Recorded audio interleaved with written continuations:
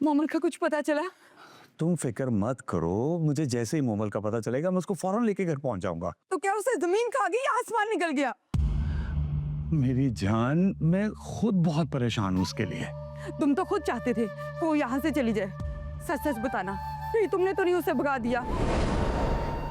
बस कर दो गीती, खुदा का वास्ता है, मुझे मोमल के नाम से उलझन होने लग गई है। अरे गीती, गीती तुम क्यों नहीं सोचती, मोमल तो मेरे साथ शादी करना ही नहीं चाहती थी। गीती यारा, तुम ये क्यों नहीं सोचती कि हमने मोमल के बारे में सोचा ही नहीं, उसकी जबरदस्ती शादी करवाई है। उसकी ख्वाहिशात क्या है, उसकी पसंद क्या है, ना हमने सोचा ना उससे पूछा। मोमल एक समझदार पढ़ी लिखी लड़की है, वो कहीं नहीं जाएगी। मुझे मोमल चाहिए, चाहिए मुझे मोमल, मुझे मोमल चाहिए, गीती, मुझे मोमल चाहिए।